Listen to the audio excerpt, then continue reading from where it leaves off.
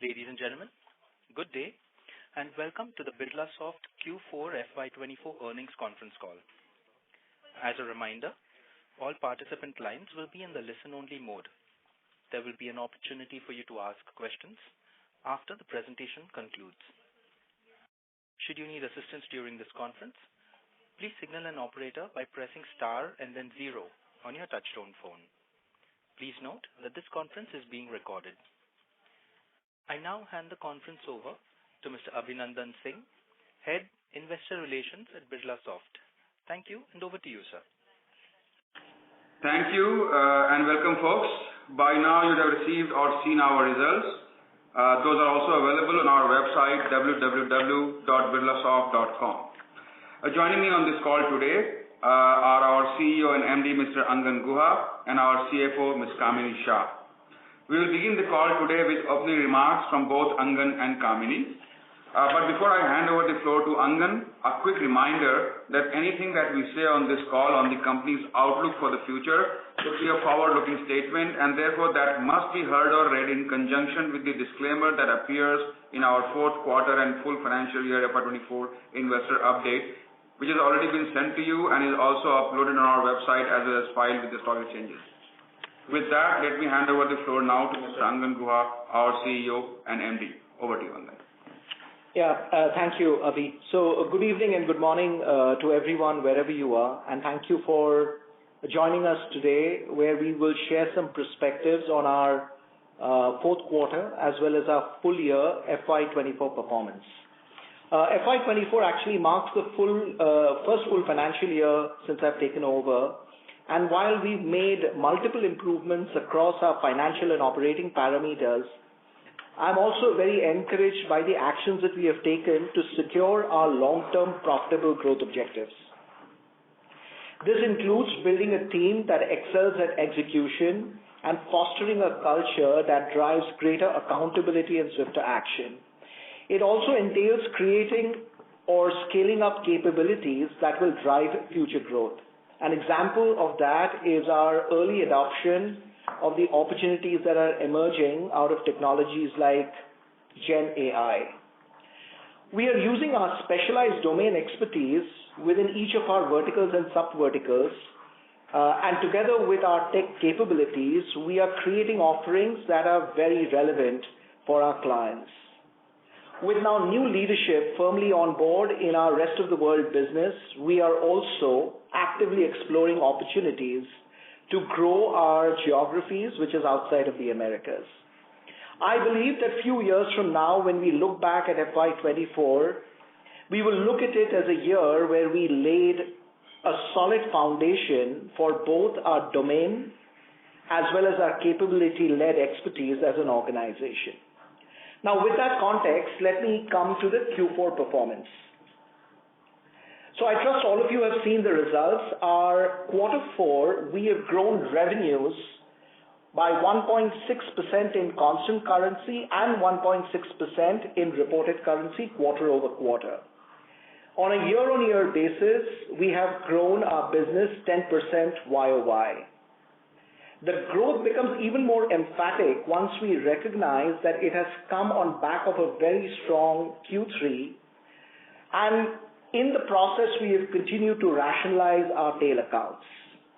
This quarter we have further rationalized our tail accounts, and now our active accounts stand at 259 from 272 from a quarter ago and 288 from a year ago, so that we can free up resources and our capabilities to focus on high potential accounts.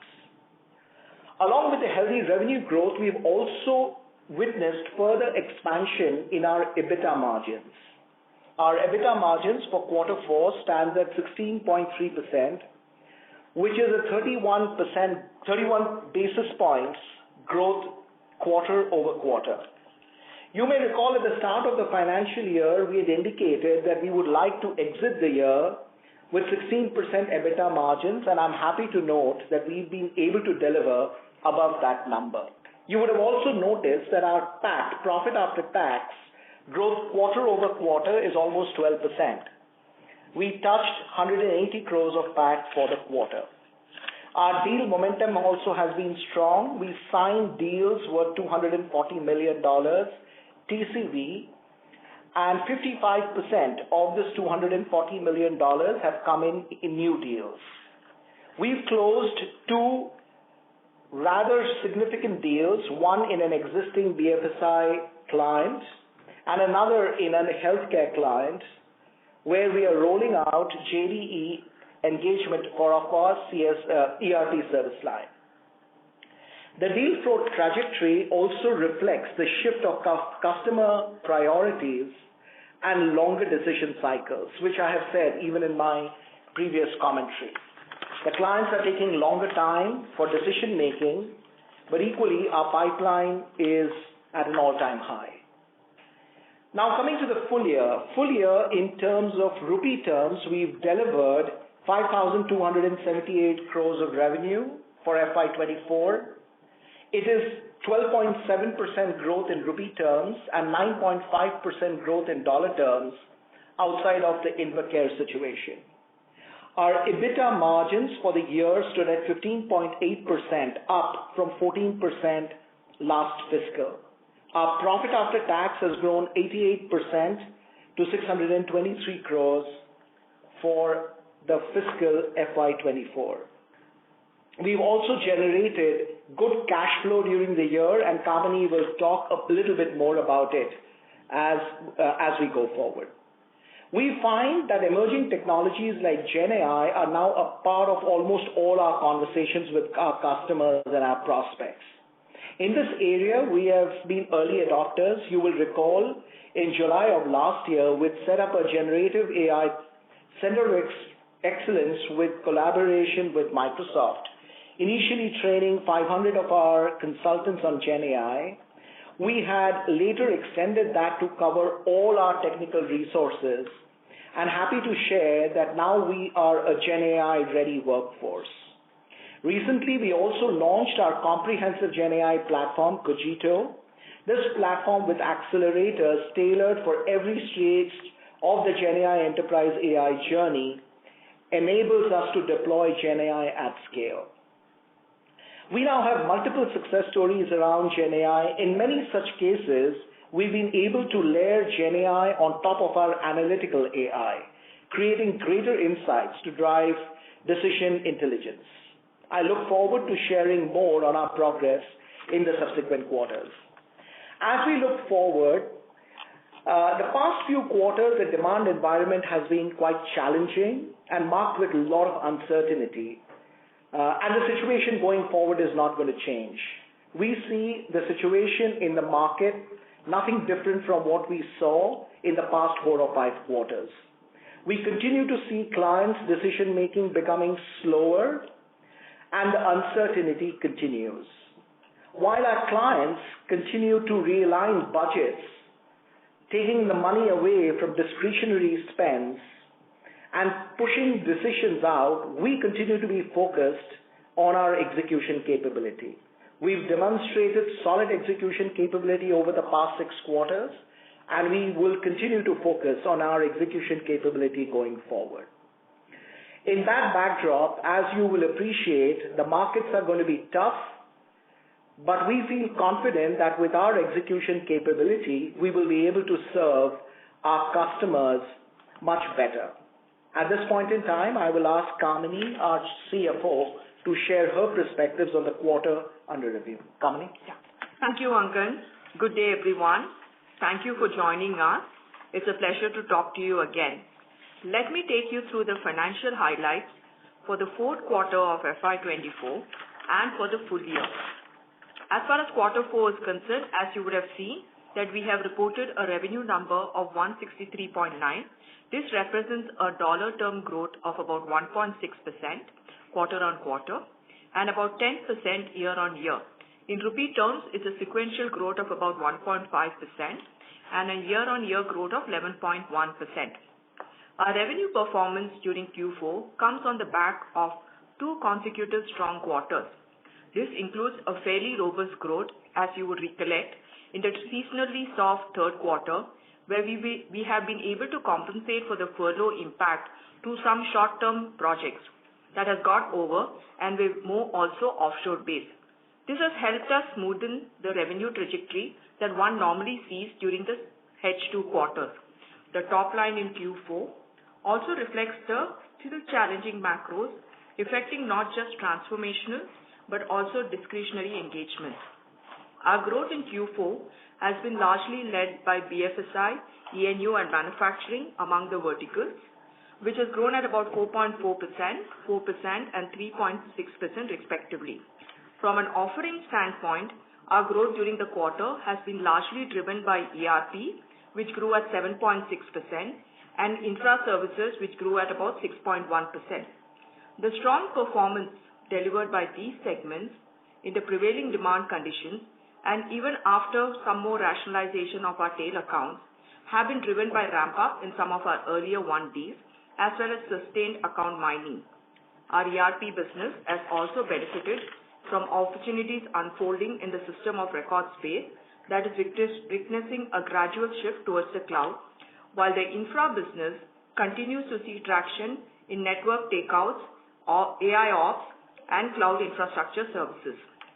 At the same time, services that are more correlated to discretionary spend and where spending is getting a little readjusted as customers evaluate leveraging Gen AI, such as data and analytics, had a relatively tepid performance during the quarter. This to some extent also explains the softness of our life sciences and services vertical, which tend to have a relatively heavier skew towards such engagements. Now moving on to the EBITDA performance. As you would have observed, our EBITDA performance for the quarter was at 26.7 million, which translated to about 16.3% EBITDA margin and an expansion of about 30 basis points quarter on quarter. And this also translated to a year-on-year improvement of about 265 basis points.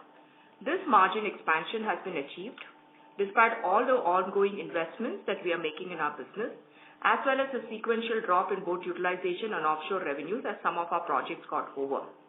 We have been driving significant operational efficiencies, including lean and automation, which is part of our Optimus initiative. On a year-on-year basis, a significant improvement in our attrition rate has also been a contributing factor. During the quarter under review, we have received a sum of $2 million relating to an insurance claim that we had made with regard to the erstwhile InvaCare engagement. This has resulted in a higher other income for the quarter. This insurance claim, of course, as you would be aware, is one-time in nature. As a result, the PAT for the quarter has increased by 12% quarter on quarter and about 58.9% year on year to about 21.7 million. Our effective tax rate has been at about 25.7%, and we do expect our ETR to stay in the range of 25 to 26%. Now let me move on to the full year performance. We have reported consolidated revenue of 637.2 million, which is a growth of about 7.1% in dollar terms and 6.7% in CC terms. However, if we exclude the contribution of InvaCare in FY23, the revenue growth for the current year would have been much better at about 12.7% in rupee terms, 9.5% in dollar terms.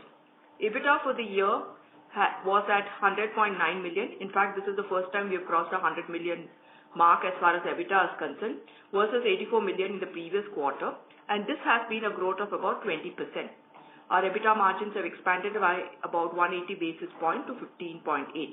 Again, this is a comparison of our FY23 EBITDA before the one-time provision that we had made for InvaCare.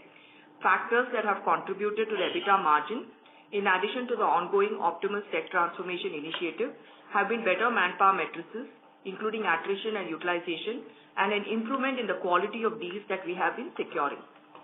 Our PAT for the year was at 75.3 million, up at 81.2%. PAT margin was at about 11.8%, making a significant improvement of about 490 basis points year on year. Our other income, as you would have observed, has been higher. This is largely because of higher interest income, forex gain, and one-time benefit of the insurance claim that I just spoke earlier. Our earnings for the year for FY24 stood at about 22.54. This is versus 11.96 in FY23, and that's a growth of about 88%.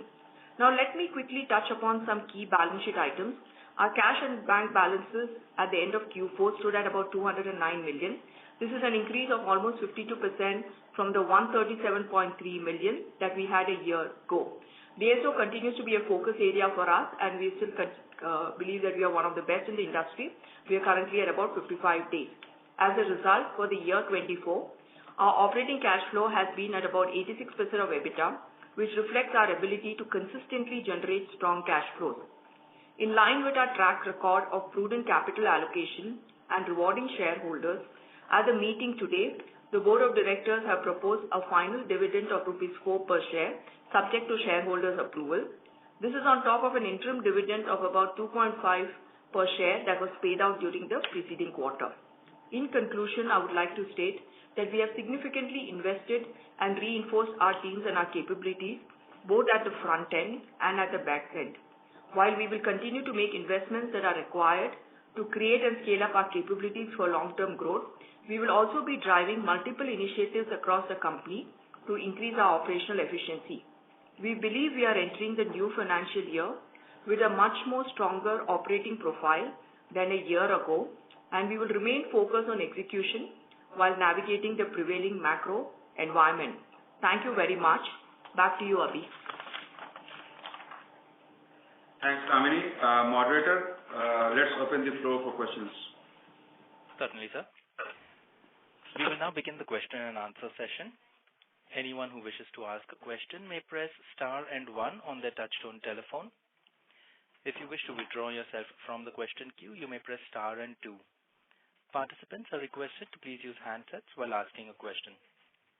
Ladies and gentlemen, we will wait for a moment while the question queue assembles.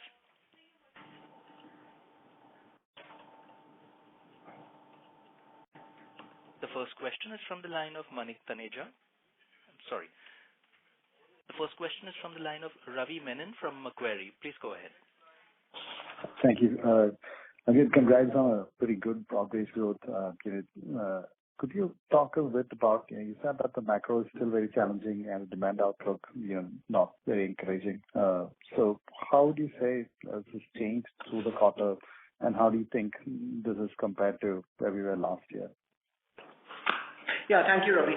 So, Ravi, look, from our perspective, the clients that we serve, we don't see any material changes from what we were seeing about 1 year ago, right? There was a lot of volatility about 1 year ago. There was volatility 2 quarters ago. And there was volatility last quarter, and we saw a lot of volatility this quarter as well. Going forward, Ravi, our belief is the volatility will continue. It'll be more of the same. So there is no material changes. But you must also appreciate this is a year where 60 countries are going into election, right? The big countries that we serve, the United Kingdom, the United States, India, are all in an election mode.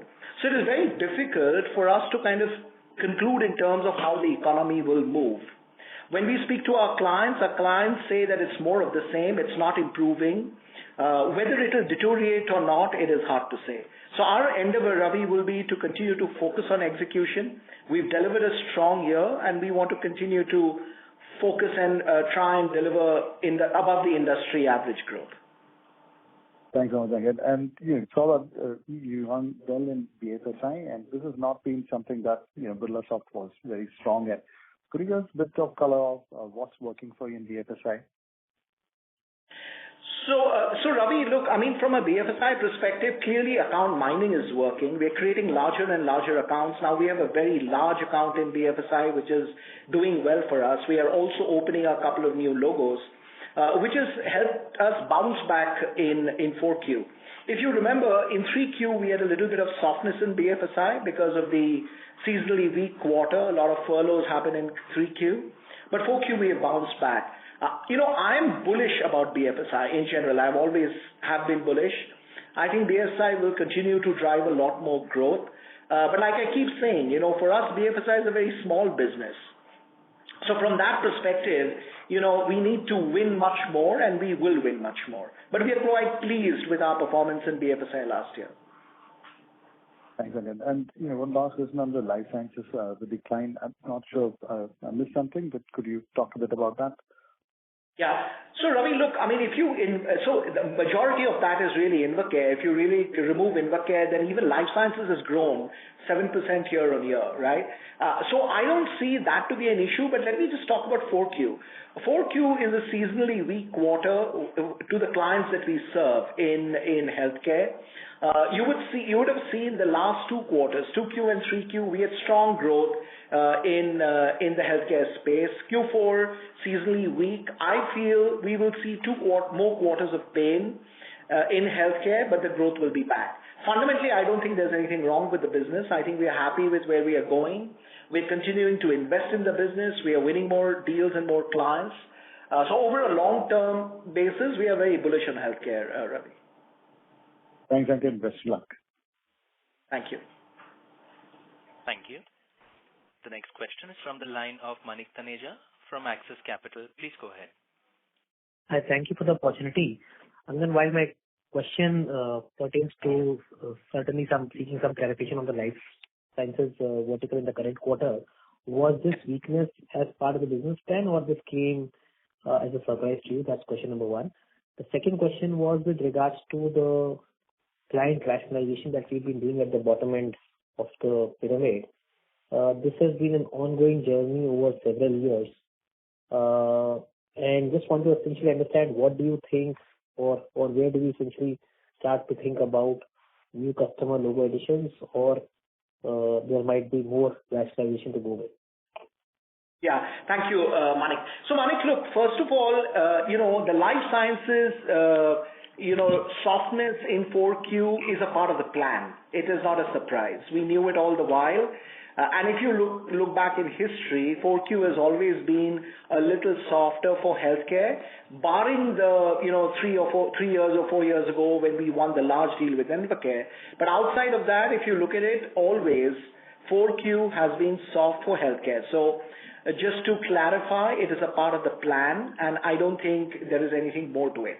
But equally, healthcare business, I continue to see, at least the clients that we serve, we continue to see softness, at least for a couple of quarters. So Q1 and Q2 will be soft. I'm stating that up front. But after that, we will be back on growth, and that I'm pretty confident about. On the rationalization, look, we will continue to rationalize. If you remember, 18 months ago when I joined the firm, we had about 288 clients we used to serve, and I had said that we want to get to 200. Now we've got to 259. We will continue to rationalize more. But in the set of the 250 or 220, wherever we end at, Manik, we will have good logos that we can really scale. And I think at our size, if we can do a good job with even 200 clients, we can be in a very different space. And by the way, some of the margin uptick that you're also seeing, Manik, is thanks to rationalization. We've been able to get out of some logos which gave us revenues but did not give us too much margins. So I'm quite pleased in terms of the way the team has executed, Manik. Sure. If I can ask one more question, this was with regards to our cost breakup between employee expenses and other expenses. If you could help us understand what drove the decline in employee manpower expenses despite the fact that we added headcount, we had an on-site centric growth, and what drove the increase in other expenses? Yeah. So Manik, this is Kamini. I'll take that question, right? We've had a reduction in our employee expenses. I think it's largely because of it's cyclical in quarter 4 from our standpoint, where I think leave encashment is probably one of the areas where we do a true up largely in the US market. And that's the reason why we are seeing a benefit as far as the current quarter is concerned. And that will be only for the quarter, Manik. Yeah, as you know, we are completing the year. We completed the year, so we wanted to do the leave reversals. Yeah. So that will not sustain. Obviously, employee expenses will go up because we continue to invest in our business. But is that an annual phenomenon? Because I don't see that playing out in the prior years. Yeah, that is an annual thing. You're correct. Yeah. Okay. But is this something new that you adopted? Because we don't see that phenomenon playing out in the prior years. No, the only reason, Manik, that you see, I think the impact has been a little higher this year. Yeah. That's the reason why it's a little stark for you. In addition to it, we've also been driving our operational efficiency. So I think it's a combination of both the factors, which is the reason why you're seeing it a little stark from that standpoint. So you would have seen some aspect of it also last year. Last year, yeah. Last year also. But I think some of the operational initiatives, lean automation that I spoke about, is also helping us optimize our employee cost. So it's a combination of both the factors. Sure. And if you could just clarify on the direct expenses part as well. On the direct expenses, you would have seen an increase overall, right?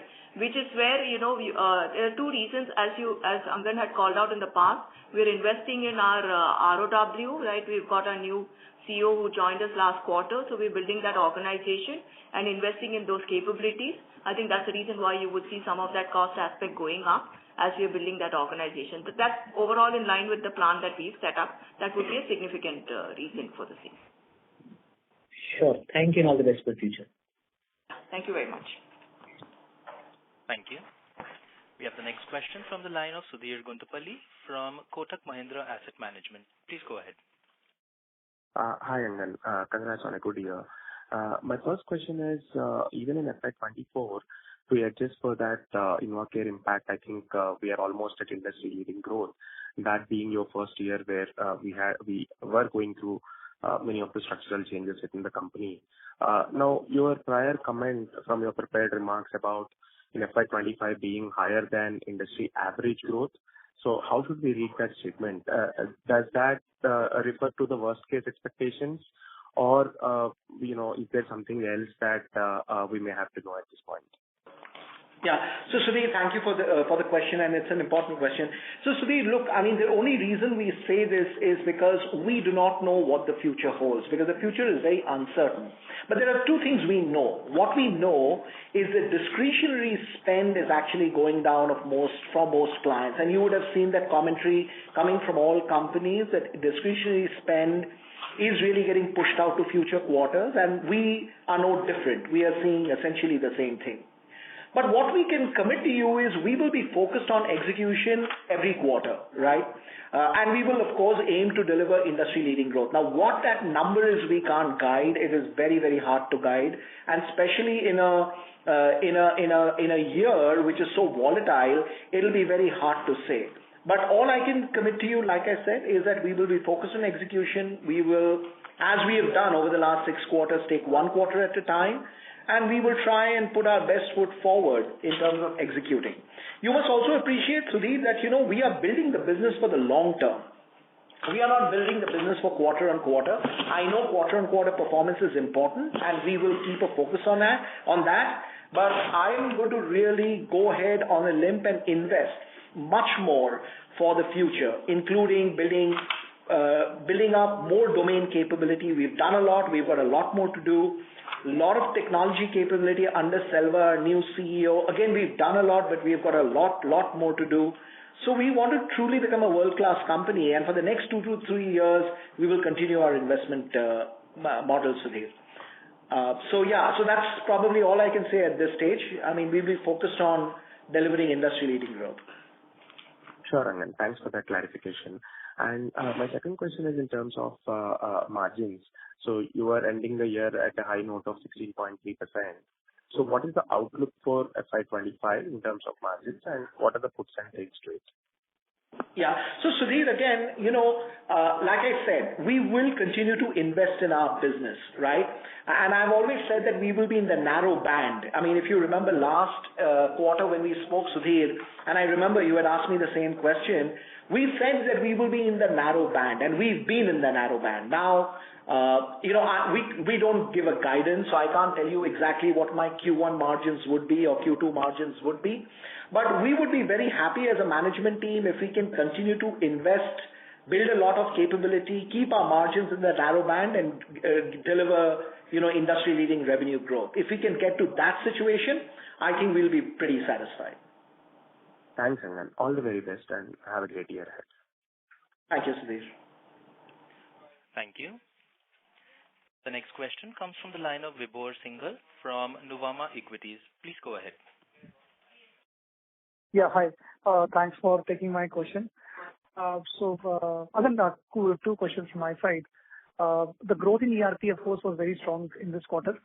So if you could just maybe talk a bit about the sustainability of this growth. How do you see playing it out over FY25? Of course, in the long term, we've talked about a lot about the ERP refresh cycle. So any early signs of that setting in, or do you think it's still a good time away? And on the counterpoint, anything to worry about the growth being not so great in the other service lines that we had? And then probably I have a follow-up for Kamini. Sure. So Vibhor, look, I mean, ERP business, like I had said in Q2, you would remember that we are bottoming out, right? Q3 we showed slight growth. Q4 has been exceptional for us. Is that sustainable at that margin levels? At that growth levels, I don't know. I can't comment, but I can only tell you that we are pretty pleased with the kind of leadership that we are building in ERP, the kind of relationships that we are building with SAP, with Oracle. I think we are very pleased with the kind of investments that we have done on all of that. So I would suspect that our ERP business will continue to do well. Now, how much would it grow? I can't really comment because, like I said, the market is so volatile, it's hard to comment. But we are pleased with the investments that are going in. What was your second question, Vibhor? The question was, I mean, on a similar note, the other service lines, data analytics, digital and infra, they all reported a modest performance. So anything to read into that, or just a seasonality thing? No. So look, I mean, our infrastructure business actually did very well. And, the infrastructure business almost grew 6.6% sequentially. So they have done very well. Our digital and data business, has grown 20% year on year, right? I still am not very happy with our data business performance. And now we have new leadership to run our digital and data, which will also create a lot of AI capability. So I would say that, by and large, I'm bullish about our digital data, our ERP, and our infrastructure business. Now, the question is, when do we get to industry-leading growth in data? And we are putting a lot more investments. We have hired a lot more people to just look at our data business because, Vibhor, as you will realize, unless we've got a great data business, we can't build a great AI business. So that's a clear focus for us. But I will admit that data we've not done well, but digital, infra, ERP, I think we've done exceptionally well. Got it. Thank you, Angan, that's for that detailed explanation. Just one follow-up question for Kamini. I mean, if I look at the margins, as I think Sudhir also mentioned, margins in this quarter was quite great. And as we continue to invest into the business, the margins will be in the narrow band. But from a longer-term point of view, what is the aspiration going to be? I mean, is this 14 to 15% kind of a band be our long-term target as well? Or for the next couple of years, do you see some, levers and scope for margin expansion, taking it to maybe some different desired levels? And if whatever they could be, if you could throw some light on that. Yeah. So, Vibhor, look, let me take that question, and maybe Kamini can add if Kamini has a different point of view. Look, I mean, from our perspective, like I said, for the next 24 to 36 months, we'll be in an investment mode, right? And we would love to keep the margin in a narrow band. And if you realize that when we invest, we will invest upwards of 1 or 1.5% of revenue in our business. So even if we can keep the margin at a narrow band, we'll be incredibly satisfied. But in the longer term, once our business crosses $1 billion, we clearly see margin improving because, Vibhor, right, our business is high on operating leverage. And as the revenue becomes larger and larger, our margins will only continue to improve. Now, you may not see that improvement over the next year or so because we want to invest. But once we become a larger company, which we will very soon, you will see our margins inching up to higher levels from now. Sure. Thank you so much. Thanks for taking my questions and wish you all the best. Thank you, Vibhor. Thank you. The next question is from the line of Shraddha from Asian Market Securities. Please go ahead. Yeah, hi. Can you hear me? Yeah. Yes, Shraddha, we can hear you. Yeah, congratulations on a great quarter again. Couple of questions. First is, if I look at the revenue growth number, it looks a bit muted despite a 200 basis increase in our on-site revenue contribution. Just some clarification there. Yeah. So let me start, and maybe Kamini can add. So look, I mean, we also have some runoffs, right, in terms of projects ending offshore, which is why you will see the on-site revenue going up this quarter. But that is not a sustainable thing. I mean, it will probably correct a little bit as we go into Q1 and Q2. So from that perspective, you should read the numbers from that standpoint. Now, one can argue whether 1.6% was a little muted or not, but it has come on back of, 1.8% in 3Q, almost 3% in 2Q, and almost 4% in 1Q, right? So from that perspective, we are pretty satisfied with the way the year has panned out. And with the margin expansion of almost 1.8%, the combination of revenue growth and margin expansion, at least I feel that, we've executed very well, Shraddha. Right. And another question here is, last quarter you had indicated that, revenue growth is to some extent. Yeah, but the line for you is, the volume is very low. If you could please speak into the mic or use the handset mode. Revenue growth last quarter was helped by some short-term. We're not able to hear you clearly, sir. This time also, did we have any such help from short-term projects? No, we didn't. So, Shraddha, I will tell you, last quarter when we talked about the short-term projects, that was only to offset some of the furloughs that we had last quarter, right? It's a seasonally weak quarter. Now, not to say that we will not pursue short-term projects, because short-term projects is a way for us to showcase our capability on the domain side, on the technology side. So we continue to pursue that. But in this quarter, we didn't have too many short-term projects because as a company, we also want to pivot ourselves to long-term sustainable annuity-based revenue, and that's a big focus of the company. So third quarter, I mean, we did what we did in terms of overcoming the furlough quarter because we wanted to execute well. But this quarter, we did not see too many short-term projects. It was there for sure, but not as much as we saw in 3Q. Right. So last question, if I can ask, you have indicated that you would be growing at industry-leading number in 25. But how should we look at, that number given the context of a deal TCV being flat on a YOY basis? So, Shraddha, again, a terrific question. Look, our deal TCV, though, has been flat. You must also appreciate that our new deals wins have been strong, right? Clearly, our focus is to win more and more deals. Our pipeline is currently growing. The one thing, however, I will tell you, Shraddha, is the decision-making is getting pushed out because the discretionary spends are getting pushed out. So I can't really comment in terms of what that growth number will be. I'm sure nobody can really comment with the kind of volatility that we are seeing in the market. But with the execution engine that we have created within the company, I feel reasonably confident that we will drive industry-leading growth. Now, what that number is hard for me to tell, Shraddha.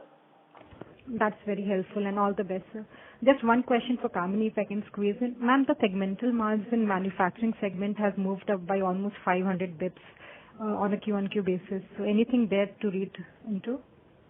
No, Shraddha. I think it's also been some ramp-up of projects that we've had at that point of time. So I think the transition revenue has given us some benefit on that. But other than that, there is nothing other than that is very significant for you to look at. Sure, Kamini. Thank you, and all the best. Thank you. The next question is from the line of Sandeep Shah from Equirus Securities. Please go ahead.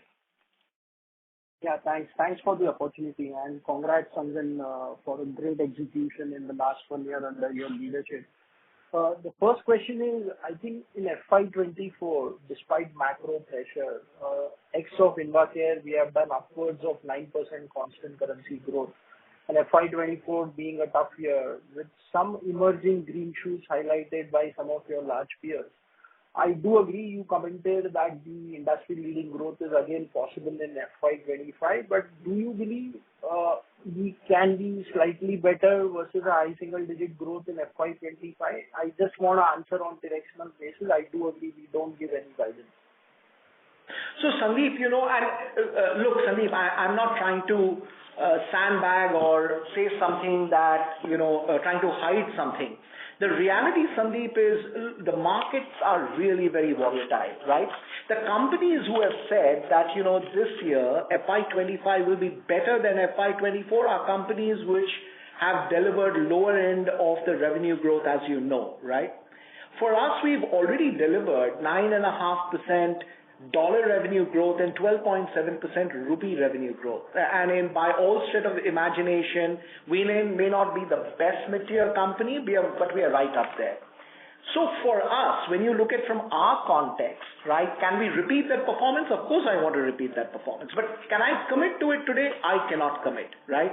Because we don't know what we don't know. Our endeavor will be to continue to focus on execution, serving our clients well, delivering well to our clients, driving our internal technology transformation, and winning deals, right? Converting the pipeline into deals. If we can focus on that, revenues will follow. And that is what we will focus on. But how much growth will we deliver, Sandeep? Quite frankly, if I knew, I would have told you. But quite frankly, I don't know. Okay. Just Angan, follow-up. Looks like, if I'm wrong, just let me know. My assessment is incrementally on your outlook on discretionary IT spend. It has become slightly more bearish versus 3 months back. So is it coming because of some sudden change with the client negotiation in the last 2 to 3 months, or this is my wrong assessment itself? Yeah. So Sandeep, I can only tell you from the clients we serve, right? Because we serve a completely different set of clients, maybe from some of our larger competitors. So I can only talk about my client base. So in my client base, nothing has really changed from a discretionary spend perspective. Only, like we talked about in our earlier call, decisions are getting pushed out, right? So look, we've not lost a single deal in the last 2 quarters, which are large. I mean, we may have lost some smaller deals here and there, but we won our fair share of deals.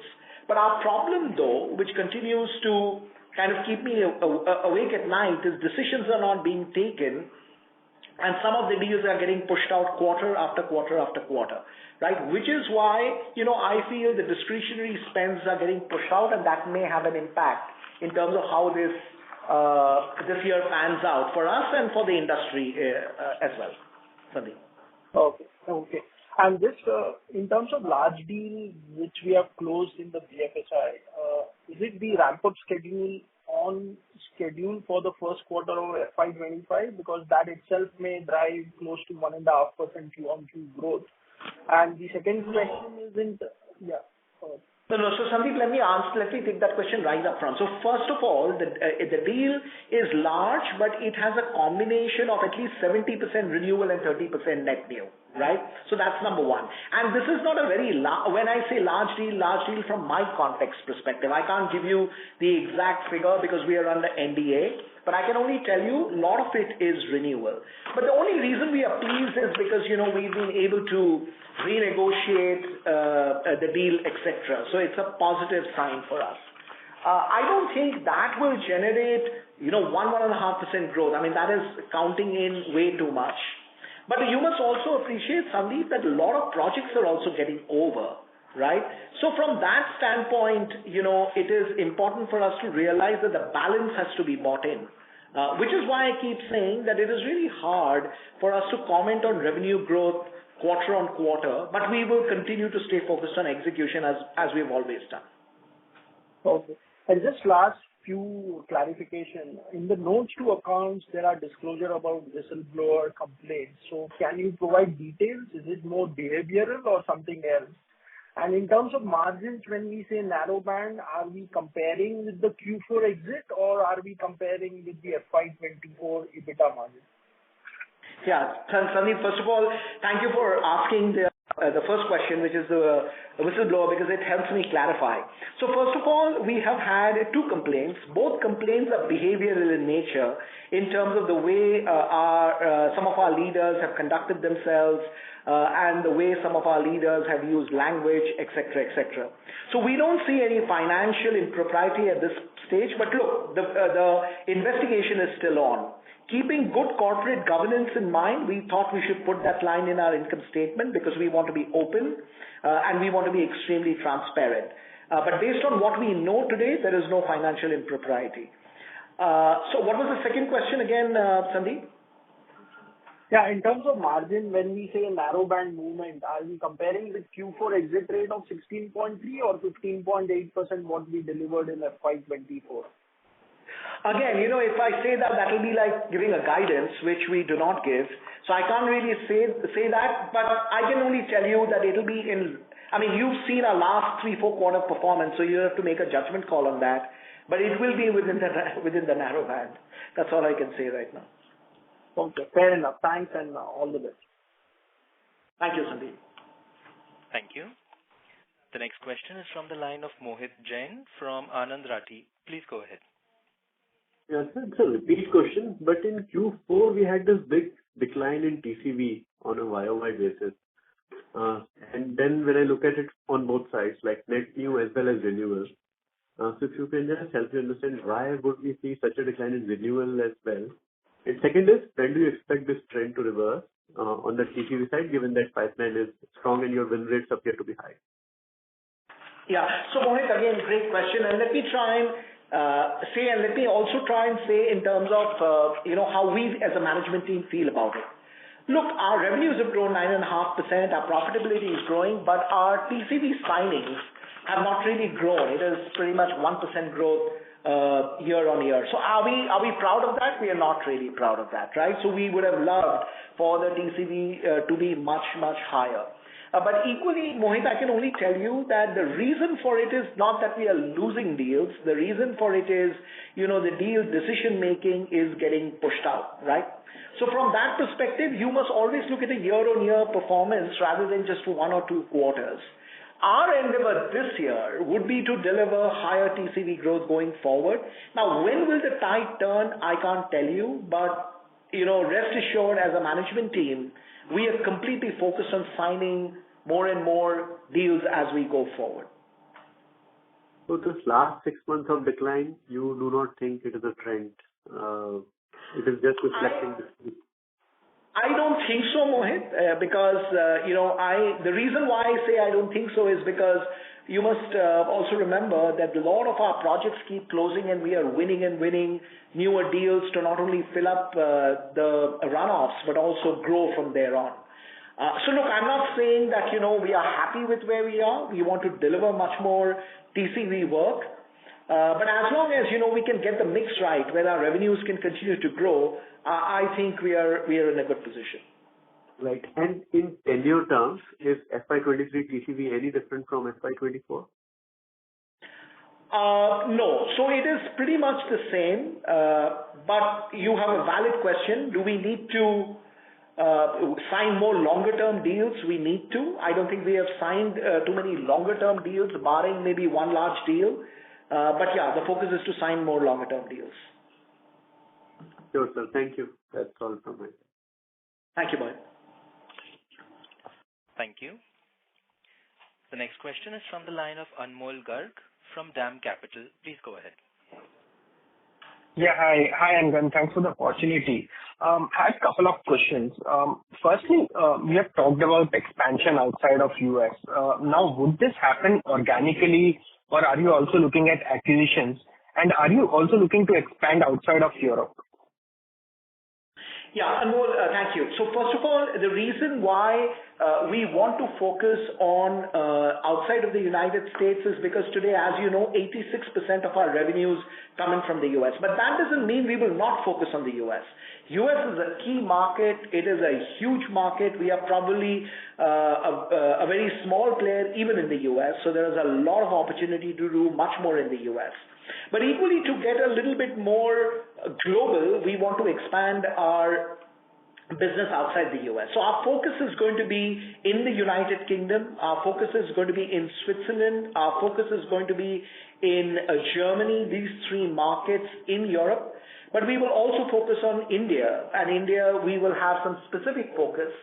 And once, Manju, who's our rest of the world leader, settles down, he's just joined about 2 or 3 months ago, I will also make sure that he is front and center in front of all of you talking about his strategy. But clearly, we want to focus on that one, those markets. Now, organic versus inorganic, look, like I had said earlier, we've had now 6 quarters of reasonably good performance. We are generating a lot of cash.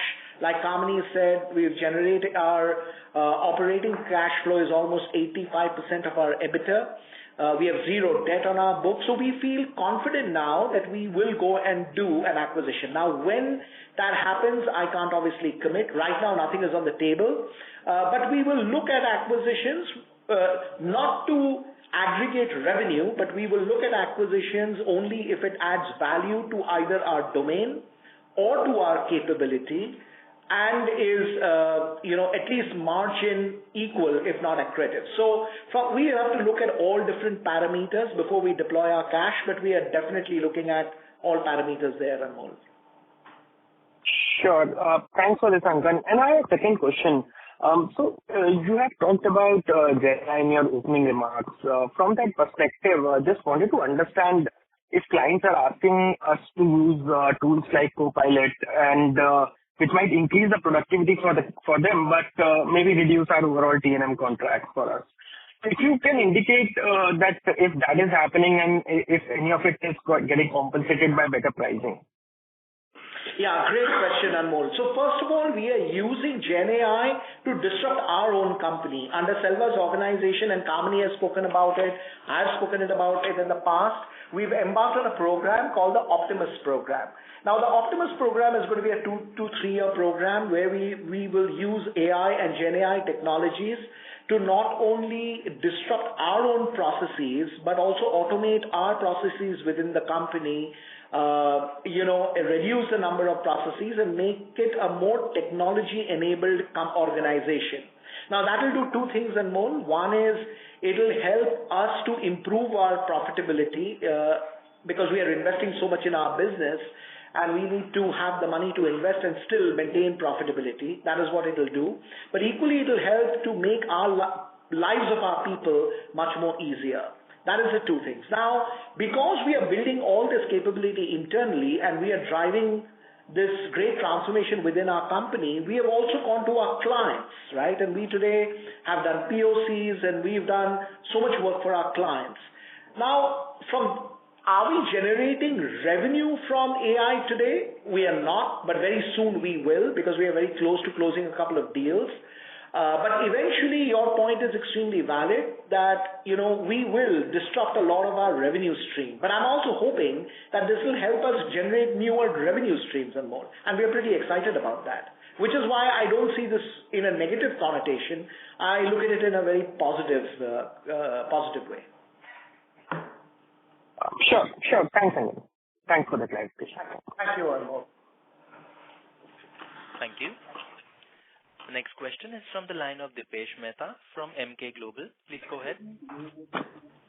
Yeah, thanks for the opportunity. A couple of questions. First, just want to get clarity about the 100 million deal which we announced in Q2, which was supposed to start from April.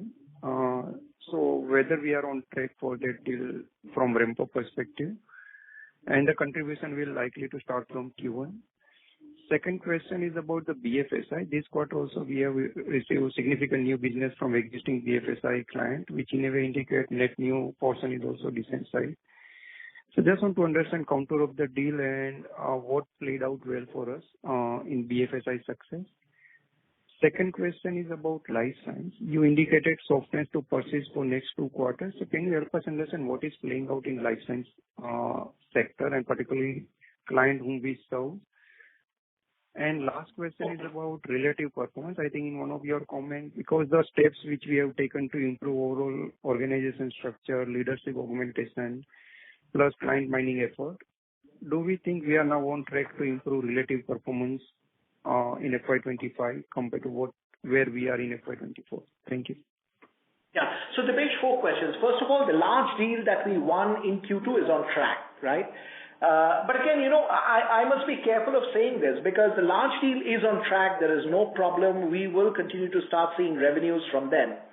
But it is not such a direct correlation because equally we will finish some projects as we go into Q1 and those projects have to be re-won. So please do not take it as a linear thing where linearly some amount of revenue will come in, but on the other side we may finish some projects. So which is why, because of the uncertainty, I cannot really comment in terms of the numbers. But to answer your question, is the $100 million deal on track? Absolutely on track. The second question on BFSI. BFSI, we are winning deals, but you must also appreciate, like I said, very openly, that 70% of that deal is a renewal. We have 30% of net new. That net new revenues will probably keep coming in, maybe Q2, maybe Q3, or Q2 onwards maybe, right? Depending upon when we transition and how we do it. So I'm not so concerned about that. In fact, what's working for us in BFSI is our ability to mine accounts, as well as our ability to open new logos where we can land and grow. Now, will BFSI continue to deliver growth? I'm hoping it will continue to deliver growth. I'm reasonably confident, in fact, that it will continue to deliver growth. In healthcare services, again, you will, like I said in an earlier comment, that we will see a couple of quarters of softness, but fundamentally there's nothing wrong with the business. Our clients are strong. The clients that we serve are seasonal clients, and in a couple of quarters growth will be back. Is our pipeline in healthcare improving? Our pipeline in healthcare is improving. Are we opening newer and new logos? We are very close to opening 3 new logos in the healthcare business, which will start delivering revenues maybe 3-4 quarters out. So I think overall we are reasonably okay in the healthcare business, but it will continue to be seasonal, Dipesh. I forgot your last question. Can you repeat your last question? The relative performance. Relative to, let's say, relative performance. Yeah. So Dipesh, look, I can't, this is a very hard question because I don't know what competition is going to do. I can only tell you that, I will, more than looking at competition, I want to deliver industry-leading growth for ourselves, right? So am I confident that we have the right leadership? I'm absolutely confident. Are we done hiring people that we need for our business? Well, we are never done, but we've hired the majority of the leaders. We'll continue to hire more leaders to, augment our current leadership. That's an ongoing activity. But look, I'm confident that, we've got an execution engine going. Now, we may have a couple of quarters of muted growth or a couple of quarters of excellent growth. I don't know. That will be a manifestation of the market. But, as a management team, we are reasonably confident that, over the next 1, 2, 3 years, we will be a much stronger company than we were 1 year ago. Understood. Just last clarification, this $100 million deal is likely to start from April, right? That is how the timeline was, it has contributed in Q4. It will. No, it does not contribute. Well, it would have contributed a little bit of transition revenue in Q4. But yeah, it will start contributing from April onwards. That's correct. Great. Thank you. Thank you.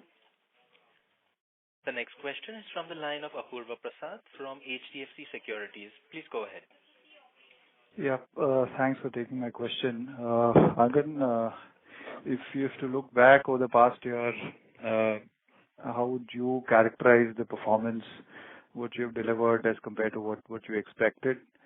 And which areas would you characterize to be better than your expectations, and then what is not fair as per your expectations? Yeah, so that's a tough question, and I'll be honest with you, okay? Look, we did a lot of heavy lifting over the last 16 months, and I will not look at just the last 1 year, but from the time I am in the firm. So over the last 16 months or 18 months, we've done a lot of heavy lifting. So I'm pretty pleased with that. Now, could I have done better? Sure, I could have done better. Am I satisfied with my performance? Well, yes and no. Yes, because, we've got to at least 9.5 in a relatively tough quarter. But could we have done better? I think we could have done better. So to that effect, am I satisfied? I'm not satisfied. Apurva, the other question I think somebody else asked, I think Sandeep or even Shraddha had asked, right? that are we satisfied with our TCV performance? We are not. We could have done better in TCV. So there are a lot of areas that we could have done better on. We could have done better in our data business. We've not done a great job in our data business. So there are a lot of areas we can do much better on. But look, we'll take one step at a time. We'll take 1 year at a time because, we are here for the long term. We want to really build a long-term, healthy, growth-oriented, cash-generating business. That's our commitment. Look, I can't comment. 1 quarter could be good, 1 quarter could be bad. But our commitment is to build a long-term, growth-oriented business which generates good cash flow for the company and delivers good profitability. Got it. And any comments on the pipeline, because the net new would need to accelerate meaningfully if you have to even replicate this year's performance. I agree, Purva, and that's one place, again, like I said, we've not done well, but our pipeline is strong. We've got about $1.8 billion worth of pipeline, and we want to improve it to about 2.4 to 2.5 billion. We are working on it. Are we there yet? We are not. But yeah, we have a lot of effort over the next 6 to 8 months will be on order booking. Got it. Thanks and all the best. Thank you, Purva. Thank you.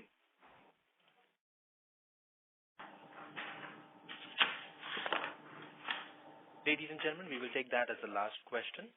I would now like to hand the conference over to Mr. Angan Guha, CEO and MD, BIRLASOFT Limited, for the closing comments. Over to you, sir. Thank you very much. And team, I thank you for your interest in BIRLASOFT and for the time that you have taken to spend with us today, and for the questions that you've asked, which I really find very insightful. The fundamentals of our business remain solid, and our intent is to build an organization for the long term. I admit there are certain areas we could have done better. We'll continue to focus on them that we've discussed over the past 1 hour. But I can only tell you that our endeavor as a management team is to build a long-term, growth-oriented, sustainable business that generates a lot of value for all our stakeholders. So to that extent, we will continue to invest in our business. And I hope to see you again next quarter. And in the meanwhile, if you have any further questions, then please do reach out to Abhinandan for any clarification or feedback. Thank you very much and have a great evening. Thank you. On behalf of BIRLASOFT Limited, that concludes this conference. Thank you all for joining us. You may now disconnect your lines.